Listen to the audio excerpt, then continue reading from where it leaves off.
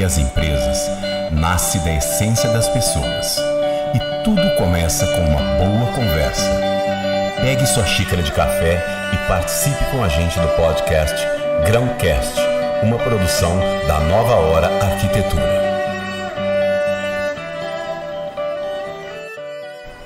E vamos para mais um Grãocast, mais um episódio muito bacana aqui, agora com Rodrigo Cruz. Rodrigo, seja muito bem-vindo. Muito obrigado, André. Obrigado, Lu. É um prazer estar aqui com vocês. Prazer é nosso. Assim que eu fiquei sabendo desse projeto maravilhoso, numa conversa com a Lu, eu já me imaginei aqui nessa cadeira e logo veio o convite, então muito obrigado. Valeu. Eu quero começar fazendo uma primeira pergunta. Você acha que os ambientes impactam na vida das pessoas? Totalmente, sem dúvida alguma. Eles impactam de forma positiva e de forma negativa. Por que eu falo isso? Eu trabalho com veículo de comunicação há 12 anos. E existe todo um estereótipo que a gente vê em relação às pessoas. E quando nós chegamos até o ambiente dela, seja num ambiente residencial ou um ambiente comercial, ali a gente ou vê aquela pessoa de uma forma melhor ou não. Né? Às vezes, é por isso que eu falo, não só impacta, como ela tem que estar de acordo com o que é a pessoa. Com a essência da pessoa, com o que ela é. Parece que o ambiente, assim, ele não aceita maquiagem, né? Ele fica...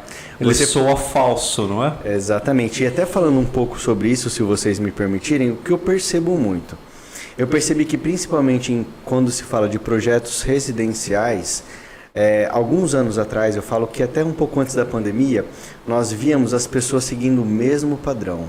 E quando você chegava para estar com aquela pessoa, você falava assim, não tem nada a ver com ela. Aqui não tem a essência da pessoa. Tinha pessoas que eram extremamente família e a casa era extremamente vazia.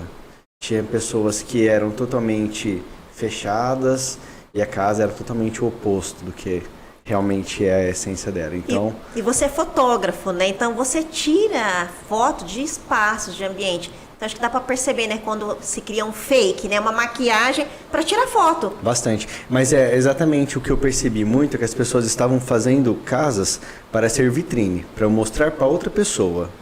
Ou que a gente fala, entre aspas, casa de revista. Exato. Né? Então ali você via que não tinha uma identidade, não era o que realmente trazia a essência da família, da pessoa em si.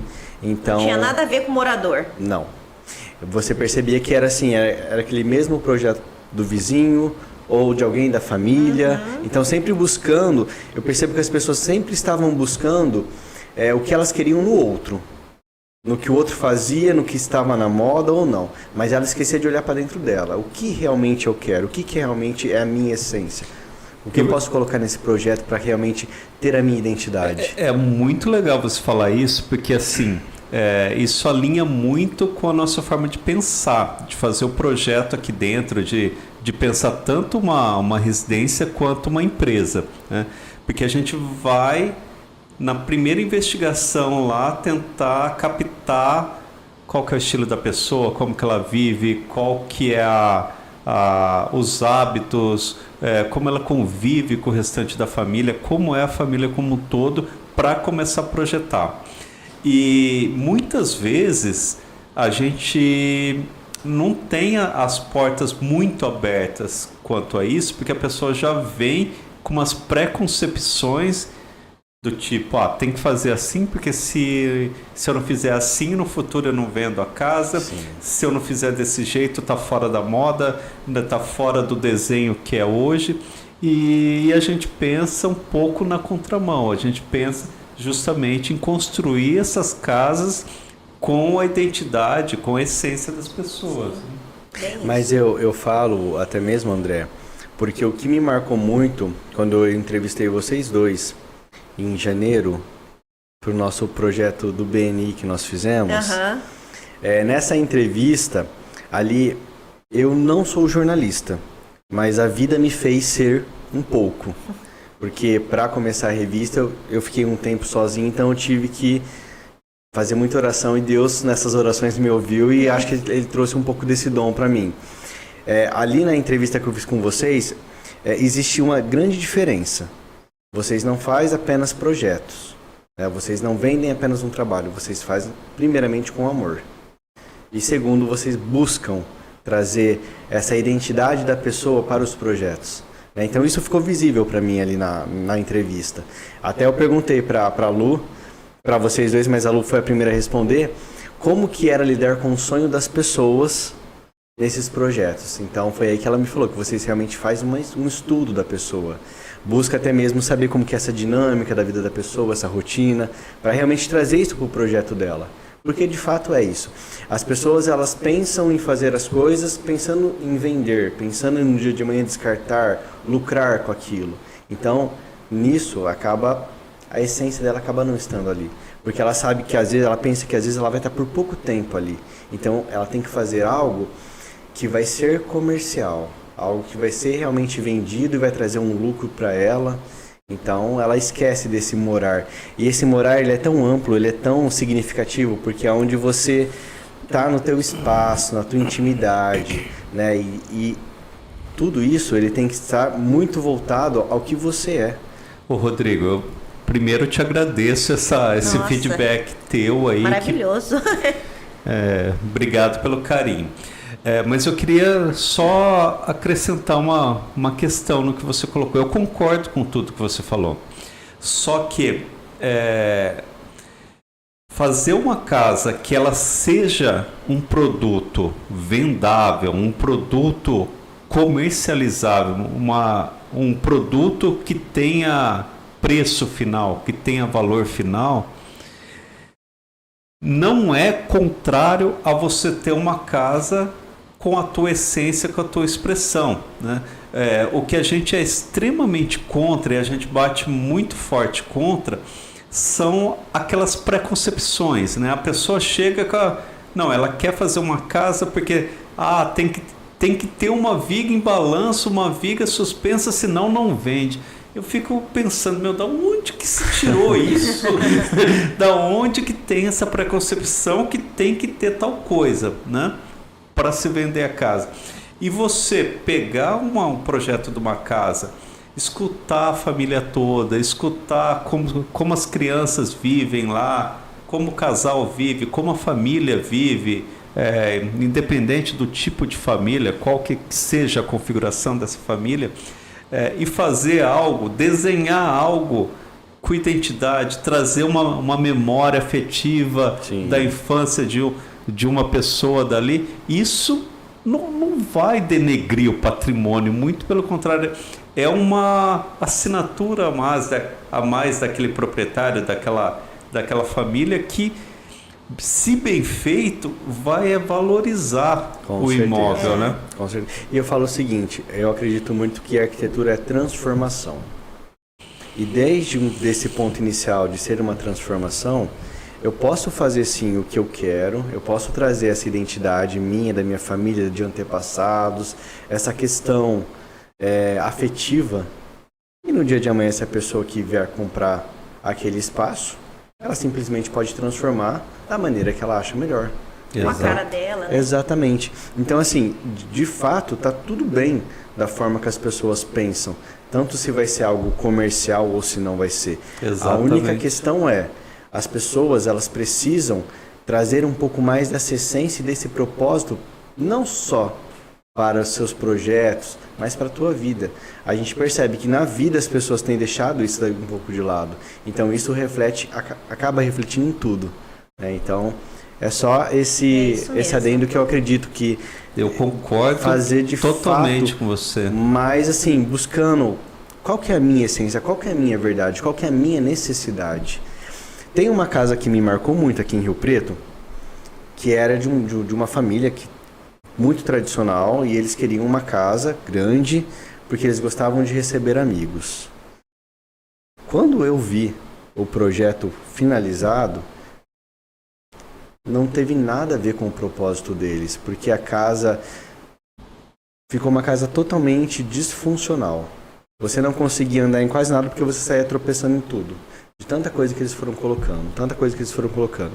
E aí, quando eles receberam, no final de ano, uma família, a família, os filhos, netos, o filho chegou para eles e falou assim, não, vou ficar num hotel, porque na sua casa não tem condições de ficar.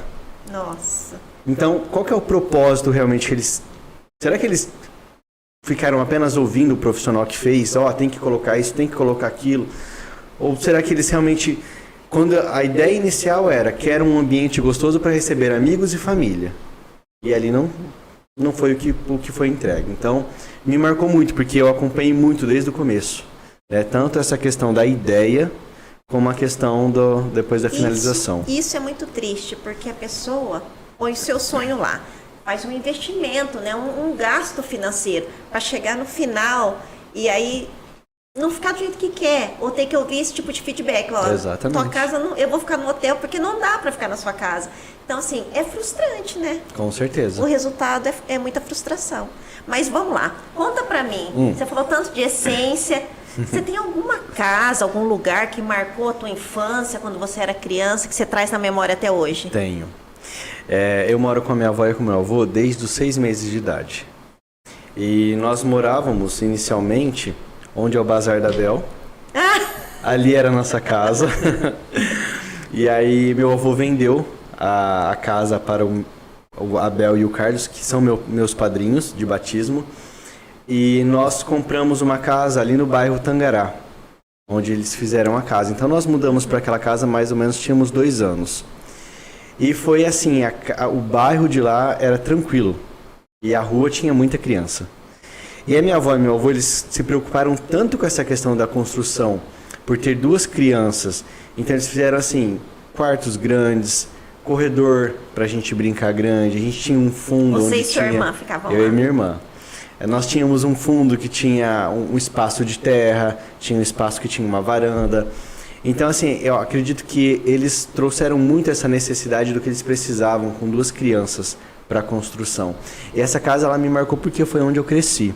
Tanto que hoje, se você me perguntar, um dos meus sonhos é um dia poder comprar essa casa de volta. Não sei, nem sempre, mas às vezes eu passo lá, passo de frente, fico olhando ela. Hoje teve algumas mudanças, algumas coisas, algumas modernizações, mas eu sempre passo lá, sempre quando eu posso. E ela me marcou justamente por conta disso, porque ela foi criada justamente com o propósito e a necessidade que eles tinham. Era meu avô e minha avó só, então assim, a casa foi uma casa preparada para ter 2 crianças, para ter um cachorro, para ter um espaço gostoso, para ter um corredor para a gente poder jogar bola. Então assim, é a casa que me marcou e eu um dia espero poder voltar lá. Que gostoso. Então, se um dia você for ter a sua casa, montar a sua família, você quer ter uns ambientes como lá, pensado com carinho, Lu, para as crianças poderem brincarem. Hoje mudou um pouco. Hoje, assim, eu gosto muito de espaços menores. Hoje eu não penso em ter uma casa grande, né? Talvez porque neste momento eu não penso em ter filhos. Mas se um dia eu tiver filho, aquele é o modelo de casa ideal. Bacana. E atualmente, você visitou algum lugar que você gosta, assim, que te marcou por determinado fator? Teve. O primeiro lugar, eu sempre fui muito ligado à Europa. Não conheço, ainda vou visitar, mas eu não conheço. Mas eu sempre ficava entrando em sites para poder ver algumas coisas, para poder conhecer. E por trabalhar com fotografia, olha que interessante, eu trabalhei durante 4 anos no Ringo Foto. E lá eu atendia muita gente que ia revelar fotos, né? Isso estamos falando de 2007, porque hoje em dia só fica no celular as fotos, né? Só. Então, Não, mas assim, isso é porque ele é jovem, né? Ele nem é da revelação. Então, assim, eu peguei nessa fase que as pessoas tinham um costume. Chegava de viagem, a primeira coisa, precisa ir lá revelar. E quando começou as câmeras digitais, e eu falo que é muito engraçado porque eu viajava com as pessoas. Conforme a gente ia passando as fotos para elas escolhendo, eu viajava com elas. Porque por ter essa questão de hoje, de na época ser uma câmera digital, as pessoas aproveitavam e tiravam muitas fotos, né? Então, assim, quando ela ia escolher, era cada detalhe da viagem estava ali. Então, eu conseguia acompanhar junto com a pessoa. E, às vezes, na internet, eu ficava muito buscando. Eu amo Londres, acho que é um dos lugares mais incríveis, assim, que existe para mim. Rússia, Suíça, eu acho, são países, assim, que eu daria preferência para conhecer primeiro. E aí, nessa questão de poder pesquisar, de poder conhecer, eu fui em 2013 conhecer Campos do Jordão. E quando eu cheguei lá, eu falei assim, eu não estou no Brasil, né? Naquela época, assim, Campos estava super bem cuidada, estava muito bonito. Eu falei assim, que arquitetura incrível, é muito meu estilo, porque eles utilizam muitos elementos naturais que eu gosto. A madeira, a pedra, aquela arquitetura forte que você vê que é feito todo com pedra. Então, assim, eu gosto muito disso. E, claro, traz muito da natureza, né? Depois, recentemente, eu fui para o Solo Sagrado de Guarapiranga, que eu sou messiânico, e eu fiquei 10 dias. Eu também já tive a oportunidade de ir algumas vezes lá. Eu conheço também, é muito bonito, é realmente um lugar impactante. Primeiro que você está ali em São Paulo, próximo à represa de Guarapiranga, né? Do lado, né? Já é um cenário bonito. O relevo já é bacana lá, né? Já é um pouco acidentado. O templo fica num local elevado, não é? Exatamente, e tudo aberto. Então ele traz todos aqueles pilares que, se você para observar, como eu fiquei 10 dias lá, então a gente tinha muito tempo para observar, e o mais incrível nesses 10 dias, quase não tem a visitação de pessoas. Então, é aquele momento que você está lá para contemplar tudo. Eu sou muito ligado à natureza. Eu gosto demais. Eu gosto de flores, eu gosto de ter flor em casa. Eu acredito que as flores têm suas missões de mudar a energia do ambiente, de proteger a gente de energias ruins que vêm de fora. Então, eu falei assim, eu estou aqui cercado de tudo que eu gosto. Da natureza, buscando conhecer mais ainda o nosso eu interior, né? No caso, o meu eu interior. Então, foi uma experiência incrível. Mas quando a gente para pensar na questão do templo, onde é feito ali os cultos, aqueles pilares, você para observar, você fala assim, como uma pessoa deu conta de fazer isso, né? A dimensão, né? É muito alto e ao mesmo tempo você está circundado por pilares, né? E por aquela viga, mas ao mesmo tempo você está dentro de um templo a céu aberto, exatamente, né? E só tem a natureza em volta de você. E se você parar para observar, você utiliza a arquitetura ela é tão grandiosa que você utiliza ela em tudo. Até num simples fato de você colocar uma planta aqui ou uma planta ali, ou que você vai colocar de uma pedra ali do lado, você utiliza para tudo. Tem uma parte de um lago que eles fizeram ali, que a pessoa ela tem que ter estudado muito para poder chegar naquele propósito que eles buscavam. Então, assim, foi um dos lugares que mais me marcou, né? Para mim também. Agora, na questão, vamos falar de uma arquitetura residencial. Quando eu fui para Gramado, há 2 semanas, eu reatualizei aquele ponto de vista de Campos do Jordão. Você porque fez um Gramado é upgrade. muito mais. Aquela madeira, aquela arquitetura, um rústico sofisticado, com pedras. Exatamente. Assim, até teve uma pizzaria que nós fomos conhecer, que é de um personagem do Harry Potter. Uma pizzaria temática? Temática. Minha filha adora Harry Potter. Eu esqueci o nome do personagem agora. Mas é um dragãozinho. Mas ele a hora que você entra, assim, da forma que eles fizeram, eu falei assim, gente, eu moraria num lugar desse, tranquilamente. Sabe aquela questão de você brincar com a imaginação? A arquitetura, ela consegue trazer muito isso, essa brincadeira com a imaginação. Tudo é possível. Com certeza. Né? Então é você transformar aquele ambiente e transformar de uma forma trazendo aquela possibilidade para a pessoa de algo onde ela vai gostar de estar ali. algo onde ela vai ter o prazer de receber as pessoas que ela gosta, que ela quer ter por perto ali naquele ambiente. Você está falando dessa arquitetura temática, né? Que ela emociona, ela deixa a gente feliz, ela cria um clima, mas eu quero voltar no assunto anterior. Você falou do solo sagrado, né? O templo em São Paulo da Igreja Messiânica, que ela tem não sei se posso falar, se ela tem valores ou uma proposta de ligação das pessoas com o meio ambiente, com o natural, né? E você passou 10 dias lá imergido naquele cenário, né? Com vários lagos, com carpas, muitas flores, ikebanas.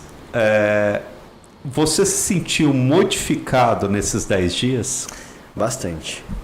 Principalmente porque... O porquê que eu aceitei esse desafio de ficar 10 dias lá? Porque eu sou uma pessoa extremamente apegada à minha rotina. Quando as coisas fogem da minha rotina, eu já começo a entrar em parafuso.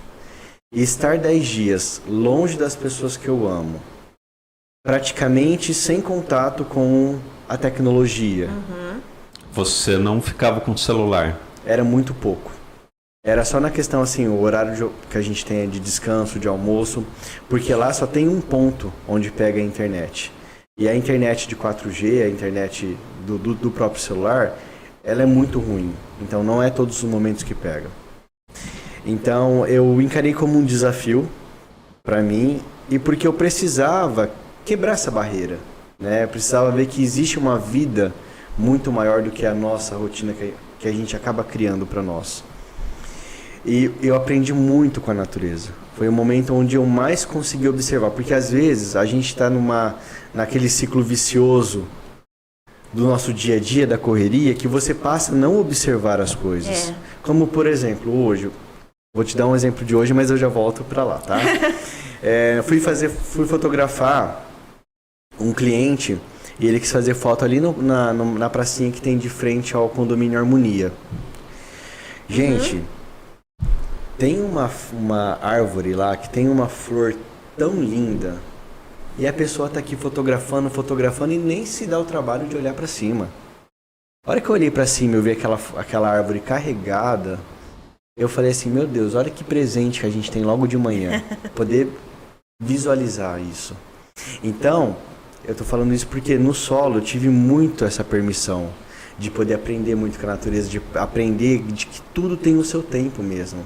Você vai plantar, mas aquela planta ela precisa de cuidado, e aí ela vai começar a germinar, ela vai começar a crescer, então ela vai ter o tempo dela. Por exemplo, uma árvore frutífera, ela vai dar o fruto no tempo certo.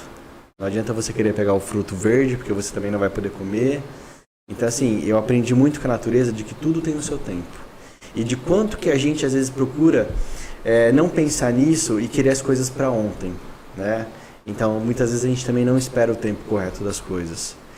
E foi muito bom porque, assim, me trouxe muito essa questão do apego, de que realmente os primeiros dias foram difíceis, mas depois eu só pedi para que ali eu pudesse realmente aproveitar. Já que eu estou ali, vou aproveitar.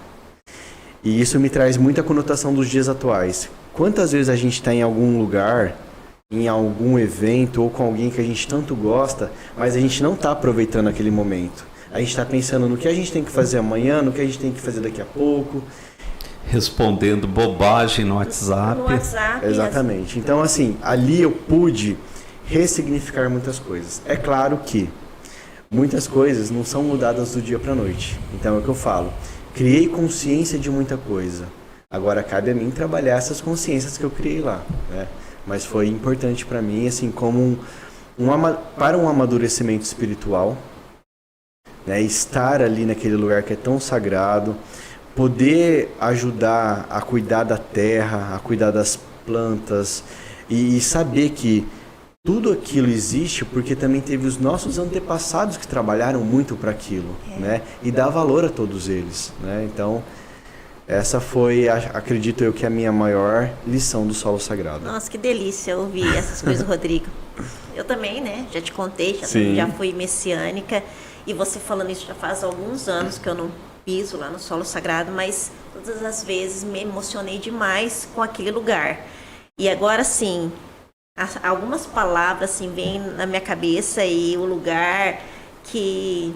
É um lugar maravilhoso mesmo. Eu, assim, tirando a religião de lado, eu como arquiteto, o André também teve a oportunidade de ir até lá, já é um lugar para nós arquitetos que tem muito assim a ensinar. Porque assim, não a arquitetura lá é muito forte, mas é a natureza que se faz presente, né? Sim. Ela é a protagonista do lugar. Não, Exatamente. e a arquitetura, o templo ele é formado, eu não sei, Simples. eu não lembro a quantidade de pilares, mas deve ser 12 pilares ali. Eu acredito que é isso mesmo. Imensos, com uma viga circular fazendo o coroamento do templo. E você sabe que é interessante? Nós chegávamos lá, porque nós não ficávamos lá no solo sagrado, nós ficávamos nos alojamentos. Então nós chegávamos lá às 6:30 da manhã e nós íamos embora 8 horas da noite. À noite, conforme vai escurecendo, eles criaram jogos de luzes para colocar lá em cima dos pilares. E teve um dia que eu falei assim, gente, isso aqui parece uma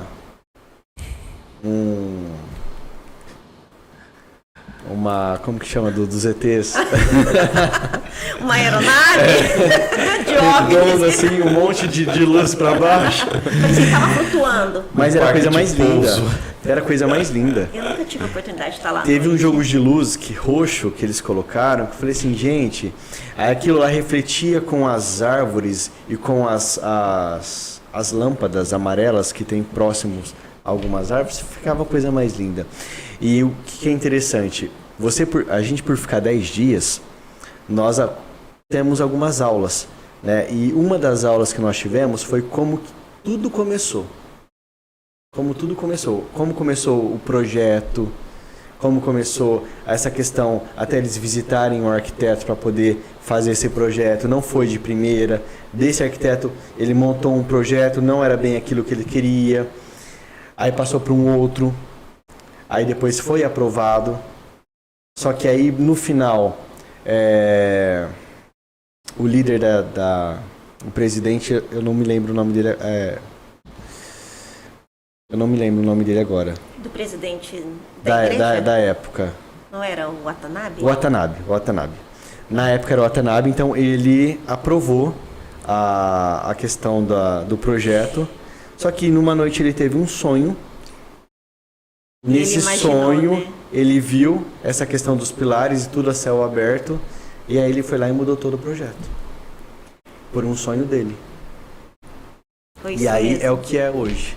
Então, assim, nós tivemos toda essa aula. Então, assim, foi muito gratificante conhecer todo esse projeto. Ô, Rodrigo, e que bacana que é você ter uma aula da história do lugar, né? Da história, da construção da entidade como um todo, né? Sim. Porque a história é construída pelas pessoas, né? E isso precisa ser valorizado, né? E é isso que eu falo. Quando eu falei para vocês agora há pouco que a arquitetura ela é a transformação de tudo, é porque eu conheço membros até hoje que foram lá ajudar, que chegaram lá... Eu ia contar isso agora. A gente ajudou a plantar, eu com a minha família, a gente foi na época da construção. E os membros mesmo. É lógico que tinha os pedreiros que fizeram, sim. Mas a gente foi, minha família e eu, plantar, carpir lá o terreno para plantar algumas sementes, que hoje é o que é. Então, assim, é emocionante mesmo. Sim. Eu só fico triste porque, assim, eu não fiz parte dessa época. Mas eu não tive essa oportunidade que você teve. Mas é realmente assim, eu falo porque deve ser uma experiência incrível. Você vê tudo de uma forma totalmente bruta e depois você olhar para aquilo e falar assim, nossa, olha a transformação que teve nisso daqui. E isso vai se espelhando nas pequenas atitudes, né? Nas pequenas formas de expressão, né? Lá é um ambiente natural, um ambiente que foi criado com lagos, aqueles canteiros muito bem cuidados, e isso é trazido para cá através das iquebanas, através da manifestação em cada casa, né? Lá, o André, lá tem tantas coisas tão básicas que a gente poderia fazer na nossa casa e a gente não faz, como o simples fato de separar o lixo corretamente. Né? Tem uma dedicação lá que é a do bambu, que eles cortam os bambus, né, para fazer cerca, aí tem uma outra também que eles moem o bambu para fazer ikebanas. E eu trouxe vários bambus para fazer ikebana. Até tenho lá no meu escritório. É a coisa mais linda. É o vaso mais lindo que eu tenho lá. O vasinho mais lindo. Porque ele realmente remete à natureza, que é tudo que eu gosto, né? Os elementos naturais. Então, assim, são coisas assim, são pequenos detalhes, mas que se tornam grandiosos. E a energia que tem uma ikebana, né?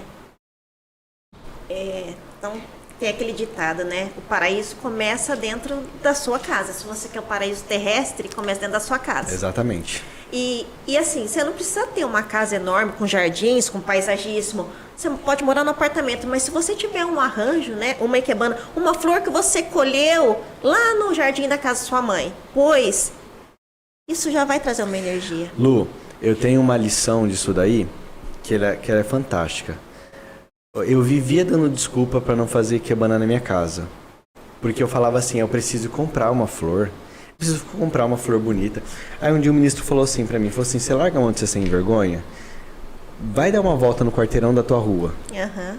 A ikebana, ela é o sentimento que você coloca.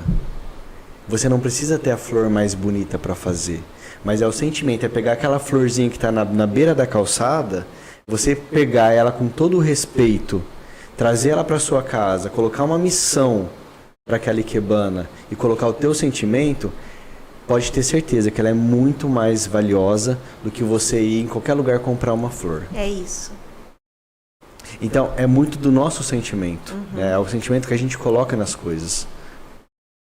Assim como você pode numa floricultura e pagar super caro no vaso, ela não vai ter tanta sensibilidade e energia. Como meu bambu. Exatamente. Muito bom. Maravilha. Muito obrigado pelo teu sentimento, pela tua emoção aqui, pela tua sensibilidade aqui. Foi maravilhoso. Nossa, eu que agradeço. Eu espero ter atingido as expectativas de um papo legal, de um papo bacana. Muito. Agradeço muito a oportunidade mais uma vez. Para mim é um prazer fazer parte desse projeto. E comentei com a Larissa. Vocês são pessoas que quanto mais a gente conhece, mais a gente admira.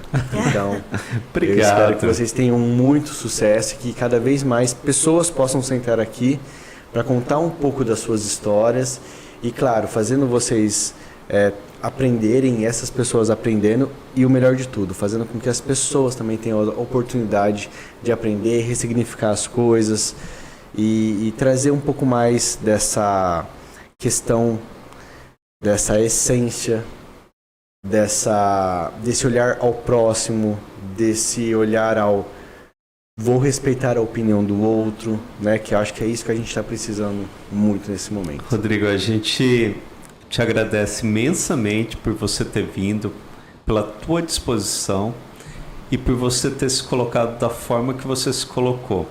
Como eu já te disse, quem mais ganha com esse podcast somos nós, porque Sim. Cada um que senta aqui traz com sinceridade suas histórias e, em primeiro lugar, a gente ganha muito com isso. E a gente está tendo feedbacks muito positivos que as pessoas estão acompanhando e estão se identificando com cada história que é contada aqui. Porque a gente está fazendo as coisas com verdade, com propósito, respeitando a nossa essência e respeitando a essência de cada pessoa que senta aqui. Muito obrigado pela tua participação. Parabéns pelo projeto de vocês.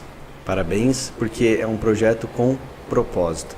Então, que Deus ilumine, que cresça cada vez mais. Amém. Eu também quero agradecer, porque você me fez voltar num lugar lá atrás, que fazia muito tempo que eu não visitava. E assim, me emocionou mesmo. Gratidão. Eu que agradeço. Muito obrigado. Obrigado. Valeu.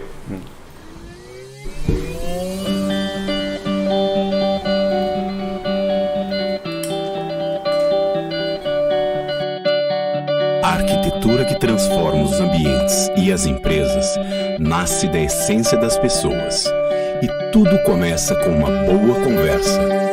Pegue sua xícara de café e participe com a gente do podcast Grãocast, uma produção da Nova Hora Arquitetura.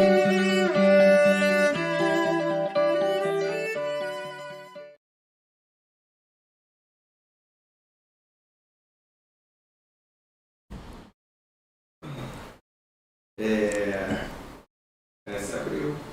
Bom, pode ser assim? Pode. Assim aparece menos minha barriga.